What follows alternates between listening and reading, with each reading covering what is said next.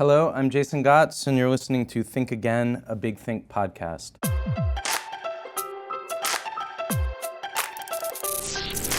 Since 2008, Big Think has been bringing you big ideas in small, concentrated doses from some of the most creative thinkers around.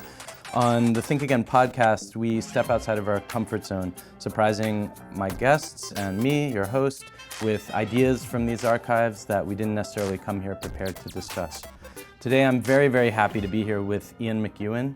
He's the best-selling author of 16 books, including Atonement, which won the National Book Critics Circle Award and the W.H. Smith Literary Award, and Amsterdam, which won the Booker Prize.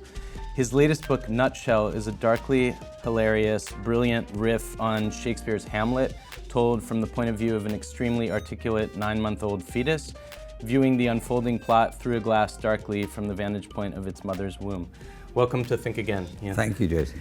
I wonder, just for the readers, and I guess spoiler alert, we're probably going to get into territory here that's going to give some things away. I mean, I want to kind of dance around it, but it hardly matters. Everybody knows Hamlet. So, but your book does veer in unexpected directions. Yes. I mean, is there anything else you would say in introducing the book aside from, my kind of like publicity blurb that I just gave? Well, its essential spirit is playful. Once you set yourself the task of a narrator in such an enclosed space, can't see a thing, but can overhear, and learns about the world largely through his mother's sessions with the radio and with podcasts like your own. Right. And also has a fairly privileged access to all her private conversations and intimate life with the man he discovers to be his uncle. Right. With whom his mother is having an affair. So he's uniquely placed to witness their lovemaking. Very, very uniquely placed. Its spirit is playful, as I said, but it also allows me to let my narrator speculate about the world he's about to join. In a sense, it picks up from the quote in Hamlet, I could be bounded in a nutshell, count myself a king of infinite space, were it not that I have bad dreams. The bad dreams are essentially the news of the world he's about to join. Right.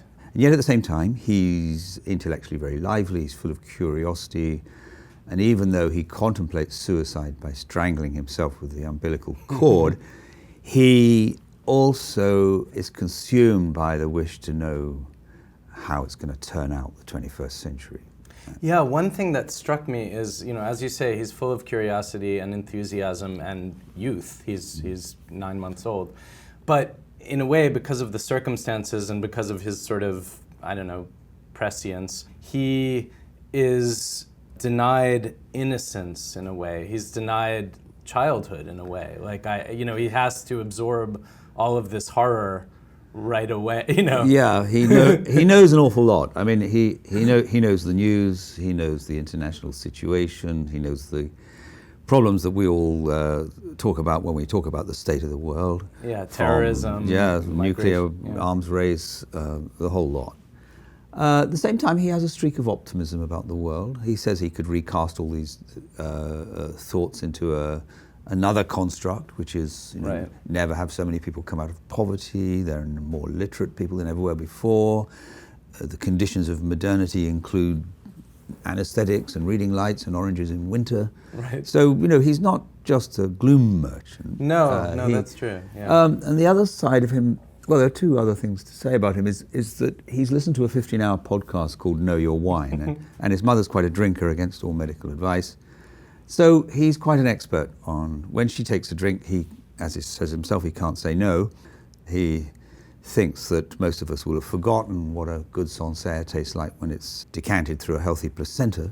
Right. And he can spot his wine down to the last terroir. Yeah, he's he's actually better informed than his mother is. She's forgotten some of the fine vintages that she just likes to glug. As long as it's white and cold, she'll knock it back. But his uncle, who in other respects is a man of enormous banality and sexual potency, a terrible combination, fatal. He seems to have access to some very expensive wines. It's funny, you start off with a narrator with a very restricted viewpoint. Yes, I was going to get to that. Yeah. Slowly other opportunities present themselves. So, for example, if you take the view, as I do, that an emotional state is also a physical state, he has a direct line to the pulse rate of his mother's heart, which is loud and squelching, but also to what he calls the launderette din of her viscera.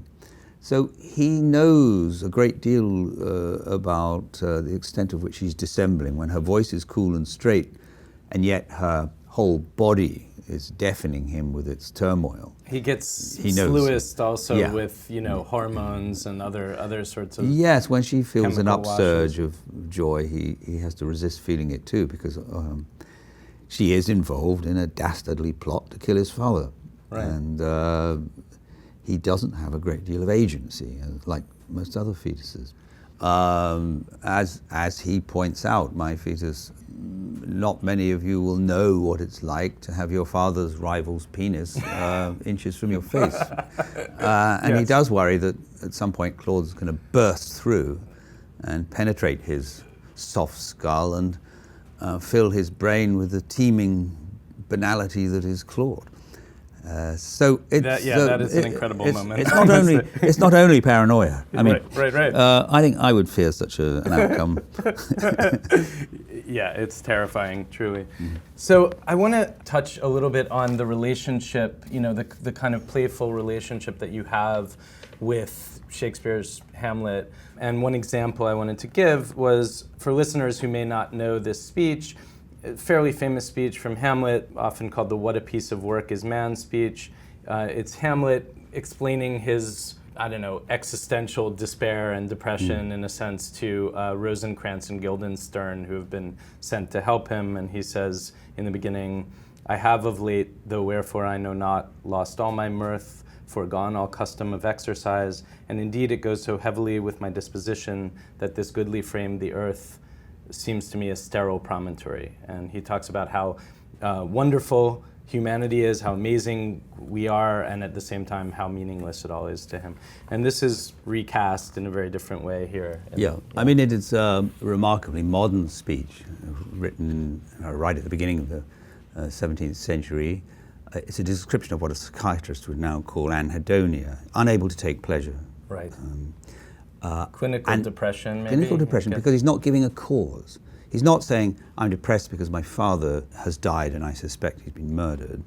He's actually going deeper than that and saying, I'm depressed. And that's just one of the most, I think, one of the many remarkable points about Hamlet as a work of art. It bursts onto the scene with a specificity. Hamlet doesn't represent a virtue or a vice like so many characters do right up to the end of the 16th century.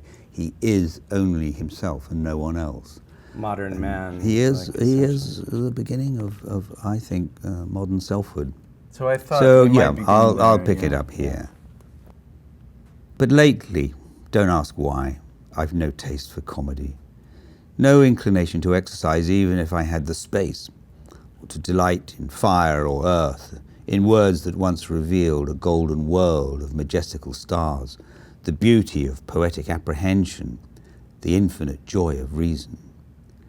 These admirable radio talks and bulletins, the excellent podcasts that moved me, seem at best hot air, at worst a vaporous stench. The brave polity I'm soon to join, the noble congregation of humanity, its customs, gods and angels, its fiery ideas and brilliant ferment, no longer thrill me. A weight bears down heavily on the canopy that wraps my little frame. There's hardly enough of me to form one small animal, still less to express a man. My disposition is to stillborn sterility, then to dust. This is the only time, it's interesting, no one else has asked me to read that. It's the only time when I really narrowed in on a famous piece of Shakespearean prose, because actually it's, what a piece of work is a man. It doesn't necessarily scan in iambics. And I tried to fit every single word of that speech and turn it around into that prose. Right. So I had the passage before me, and I just put a pencil mark through each significant word. Yeah, I was wondering about about sort of your relationship to Hamlet as you wrote this, and were there times when you felt hemmed in by the narrative, or and like, oh, I'm supposed to do this now, and wait a minute, I refuse to do that, or how did you relate to Hamlet as you wrote this? I've always been close to that play anyway, and I recently reread it, and it was there from the start. I don't think I even took a conscious decision to tell the plot of Hamlet through the mouth of a fetus. Oh, really? It was just on my mind, and before I even knew it, it had penetrated the whole enterprise. Oh, for real? So you started writing this book, and then how far in were you when you realized Hamlet was there? A couple of months. Wow. I had the first line, so here I am upside down in a woman, and thought, I could do something with that. Interesting.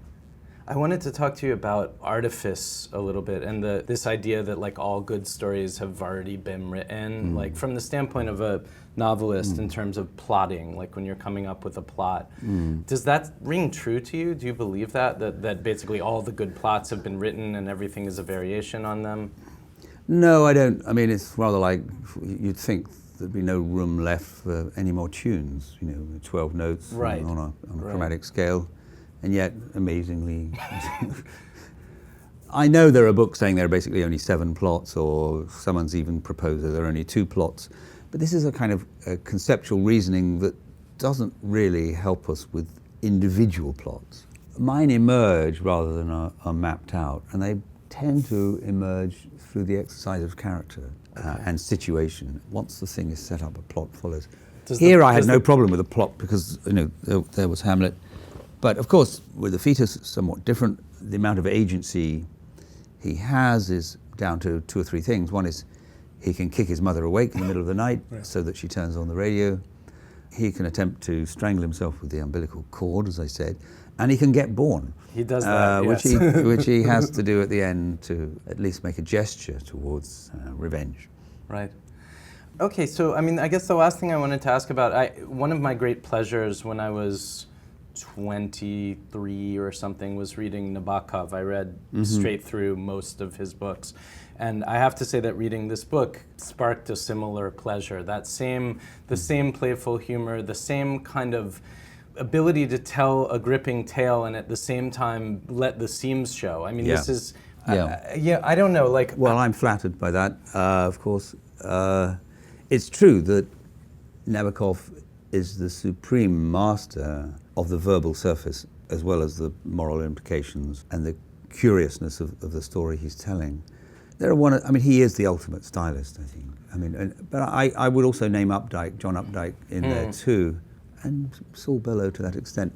In many ways, that kind of novel writing has faded from us. What we tend to get is a highly subjective outpouring onto the page with little attention to the delight in the sentences. Because I feel like there's a drive toward authenticity. There's this hunger for immediacy and authenticity or whatever as a fashion or something, or just a movement or whatever it is that has happened in literature, but that rejected, Nabokov himself was always getting critiqued for being too artificial somehow. Yeah, but Updike I think that too. misses the point. I saw reviews of Updike's work saying it was too good, the prose is too good, you can't write novels like this. The prose can never be too good. Wow. So, so I think let's get to the second part of our show where we have these totally unexpected thought starters. I have not seen them. I don't know what they are. Okay, and we just take them as we find them and we go where we go. This is Charles Duhigg, who is a journalist, and it's something about keeping your mind focused.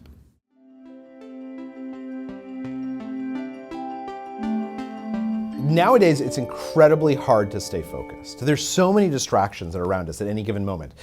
Your pocket vibrates at any given moment because you're getting 10 new emails, and on social media, there's all these new notifications, and the phone is ringing, and your kids need help, and your colleagues are coming up because you are working in an open office plan, and they're asking you to chime in on some memo. Maintaining focus nowadays is harder than ever before.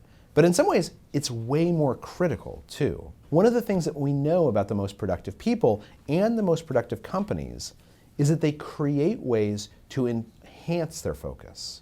And the way that they do this is by what's known as building mental models.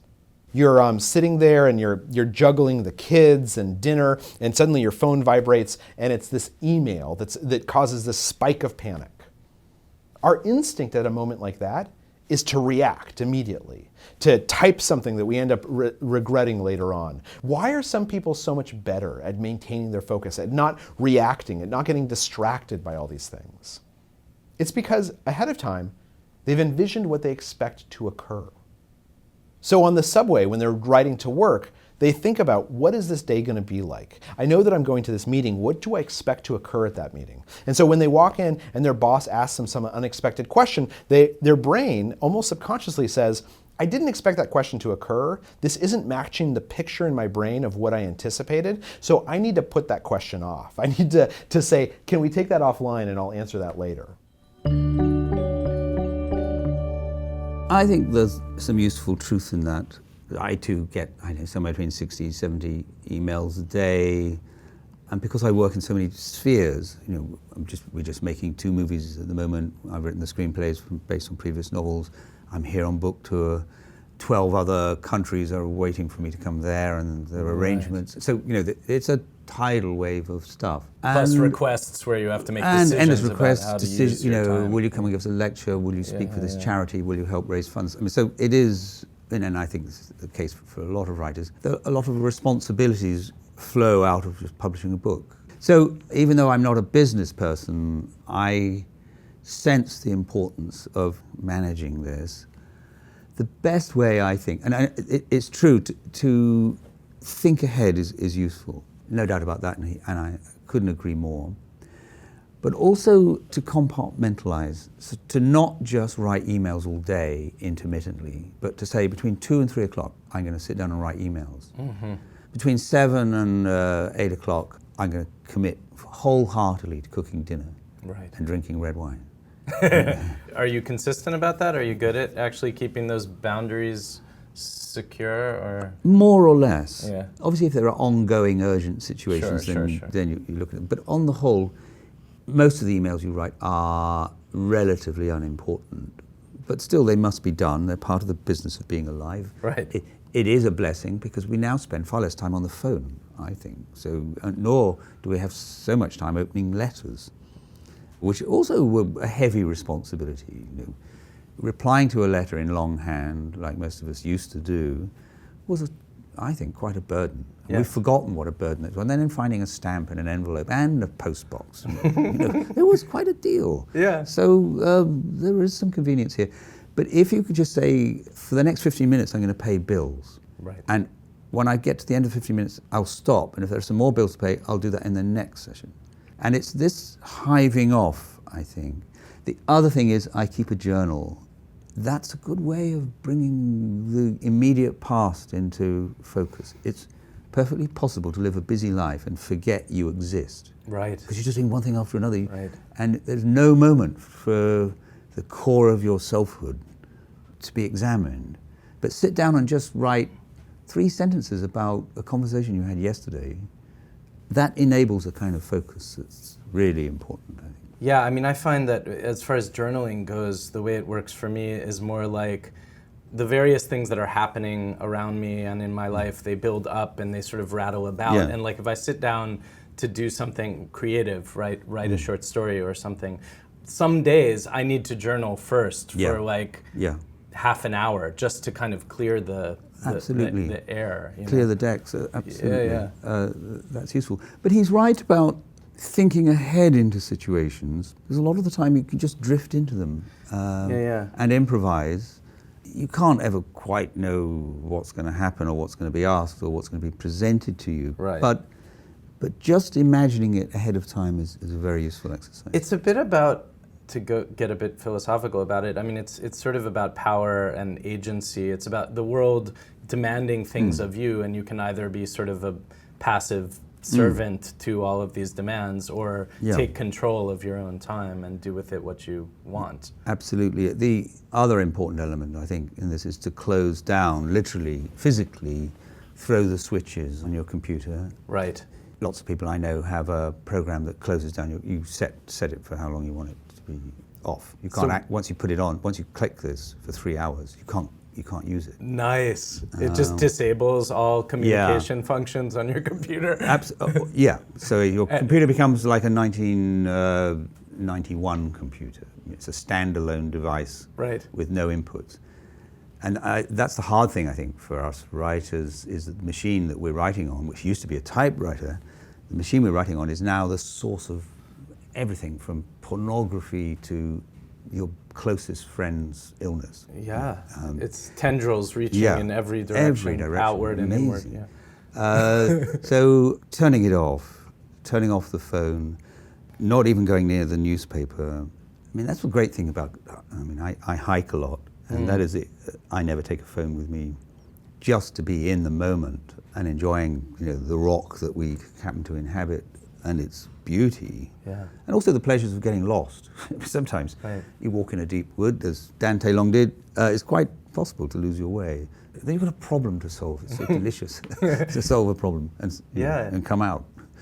I want to ask, just about writing. I mean, with all of these, as you schedule these things, and obviously some things are unpredictable, how do you ensure that you, as a novelist, feel that you're like on track and with the book, that you're not getting, swept away, and how do you carve out that time? And I think the crucial word to deploy in most instances is the word no. I mean, I mostly say no with apologies, and I say yes to 1%, and that still seems a vast amount. But you cannot say yes to everything. Sure. I mean, there is a literary festival around the world at any day of the year. And they have their lists of writers, and you'll be on them and they'll be asking you. You've got to transcend the guilt. So for a long time I always felt flattered to be asked to go and do something, and in pain about saying no. Right. You've got to get beyond that point. Right. Because any arts administrator, a novelist, let's have him in or her in, and if that person doesn't come, we'll ask someone else. It's no great pain for them. I used to have this formula.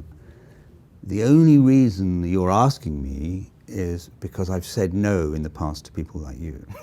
In other words, I've got on with writing. Right. So all these people want to stop you writing. They don't really want to stop you writing, but that's the total effect. But if you went to it, if you went to everyone, you would never write. I could be at a literary festival around the world every day of the year, in that formulation of Philip Larkin of pretending to be myself. Yes. So you've got to be a bit tough-minded about it.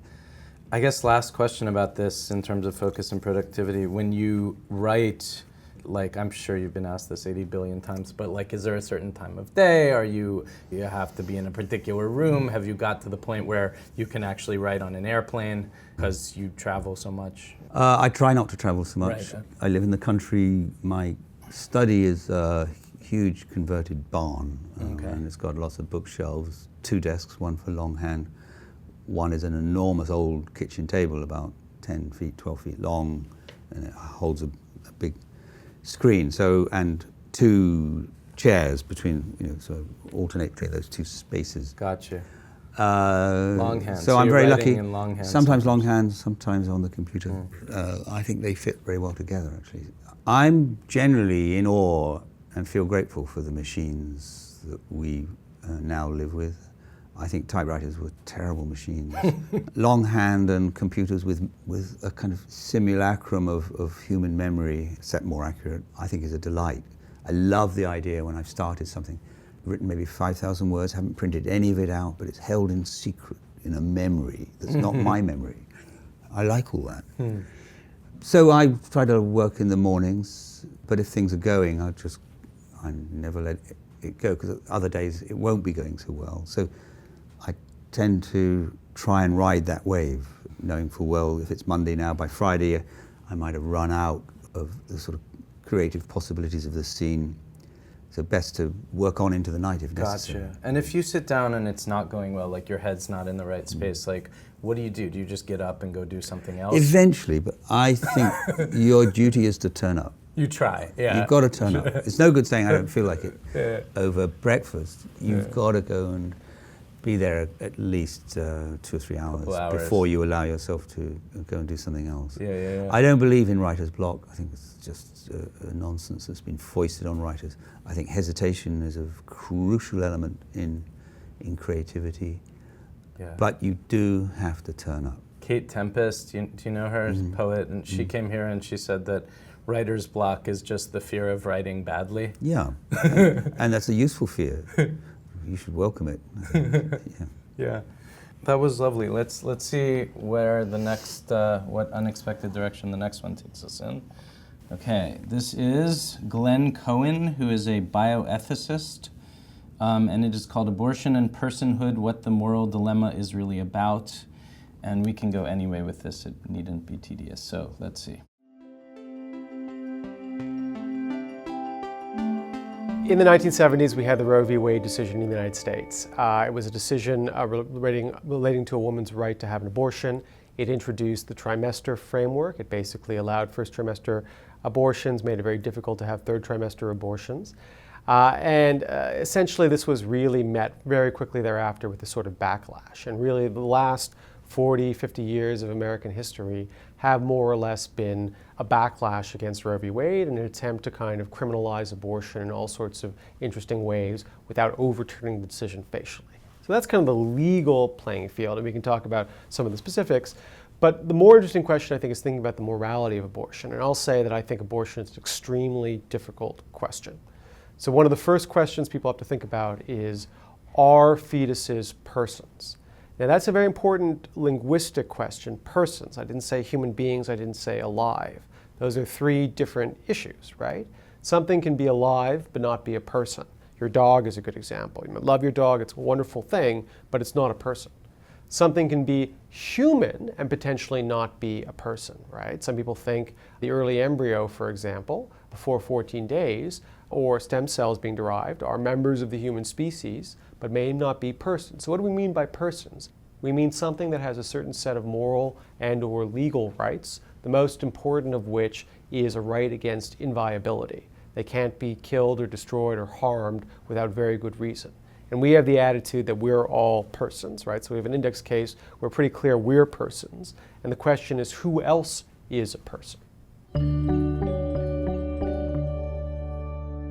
I will say that although I am fiercely protective of Roe v. Wade and our right to have abortions, I do find it morally problematic if you come down to, I don't think it's easily solved. Do we consider the potentiality of something like of a fetus or an embryo to be more important than that of just some sperm or egg? Yeah. It's not easy, I don't think. No, it isn't easy, and I think that's the core of what he's saying. Yeah. Well, I mean, we're discussing this in the context of a novel in which a fetus is talking, so I'm aware that you haven't chosen this out of nowhere. Well, I didn't, and I don't even okay. think that I don't even think that my producers who chose it knew that about the novel. All right. Well, that's all the more charming. Let me say from the beginning that my novel is not a serious contribution to a highly sensitive and morally complex debate. Friends, in Europe, when I said, well, I've just been speaking to the first 2 or 3 American journalists to talk to me down the line or down the phone about Nutshell, and their first questions are, is this a pro-life novel? And it had never crossed my mind for a moment. I'm sorry, but that embarrasses me about my countrymen and their lack of irony and awareness. The first time I was asked, I said, well, you will just have to unwrap for me that question so I can understand it. And he said, well, you have a fully conscious fetus, and it would be very difficult to kill this person because he seems so real and so articulate. And I said, listen, this person who's talking breaks all the rules of physics and biology and does not exist and cannot usefully contribute to this debate.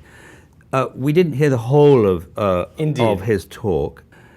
I'm aware that this is sensitive in the United States in ways that it is not remotely to the same degree in Britain or Europe, for that matter, even in Catholic countries. Because you have less sort of fundamentalist religion. I mean, he's setting up, I think, very beautifully and astutely the moral, ethical dilemmas here, but he has not yet mentioned religion.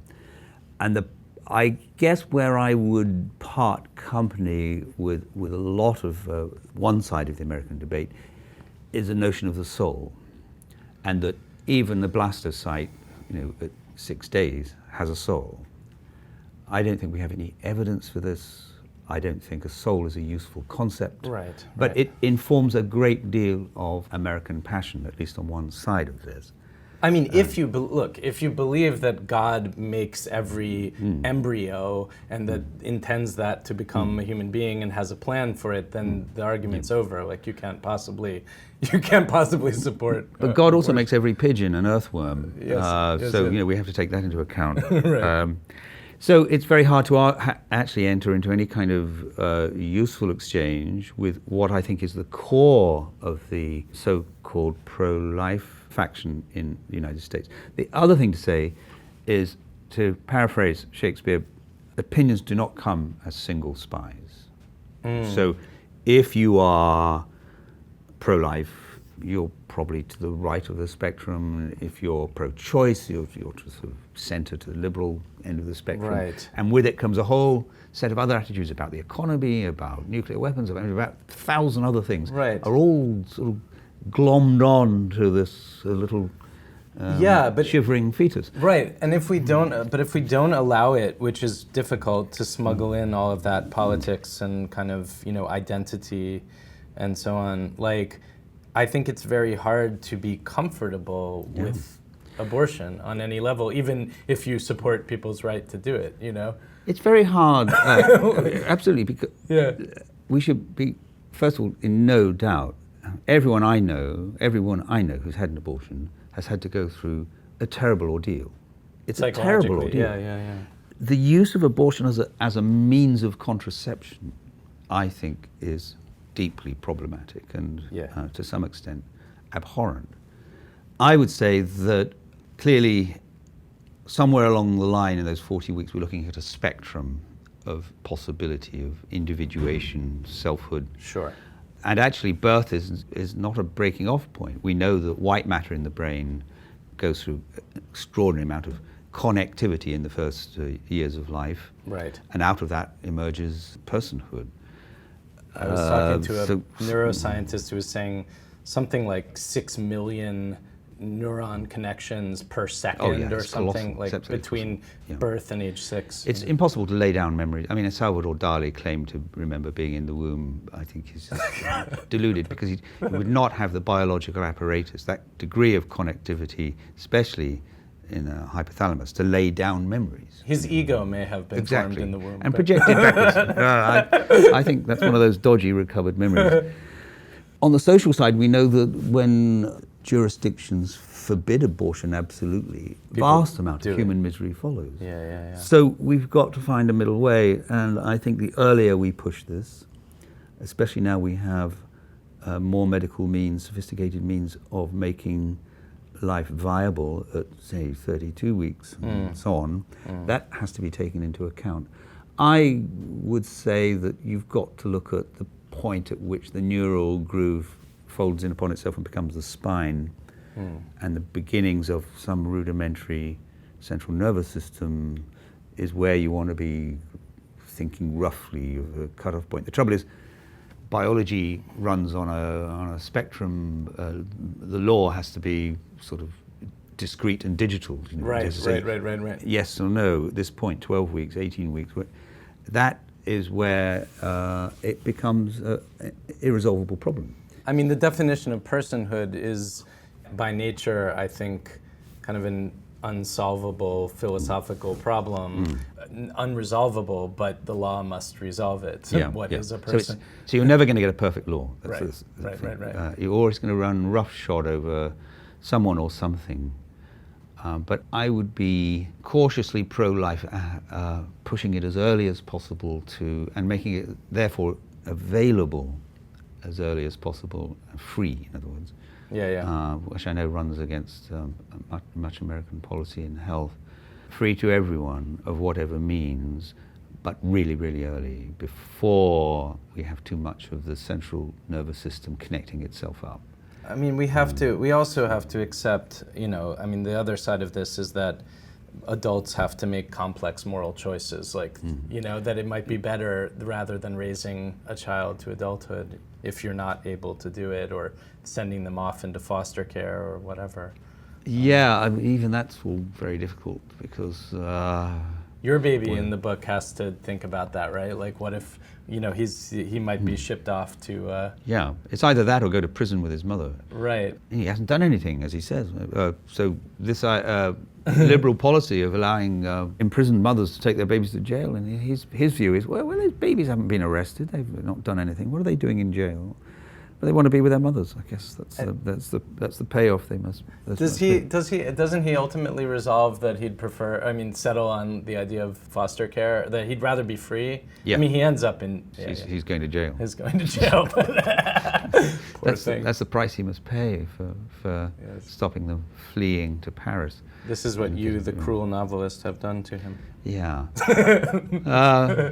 I don't know whether your speaker there gets to the business of the soul, because... Yeah, we should say this is a 7-minute video, which we didn't have time to watch all of. Yeah. I mean, in many of the debates about taking stem cells from embryos, for example, a great deal of the objection has been about the fact that as soon as an ovum is fertilized, it becomes sacred. Now, that's a faith, as it were. And it's very difficult to argue on the same terms once you're in the supernatural. But interestingly, this speaker ground for raising this as a difficult moral problem, and let's stop pretending that it isn't, because on the liberal side of the equation, I think they can be accused of that. Right. Just thinking, oh, well, this is crap, it's all feminism and it's dead right and it's a woman's right, and ironically, the rest of you could go and take a running leap. Ironically, I would say, given that the liberal, the left is often accused of caring too much, being too emotional, being too empathetic, with suffering, and yet not able to empathize with the unborn child. Well, they're running into a real dilemma. On the one hand, there are the demands of women who say they want control of their own bodies, and they don't want patriarchal structures to be telling them what to do. And on the other hand, there are awkward questions to ask and answer about personhood. Indeed. But yeah, I think he sets out the core of the problem without religion extremely well. I think we'll leave it there. Ian McEwan, I have really enjoyed talking with you today and highly recommend your book, Nutshell, and I highly recommend it to my audience. It's about 200 pages long and incredibly gripping, and you will not probably stop reading it from the moment you open it until you are done. Thanks so much for being on Think Again today. Thanks for having me.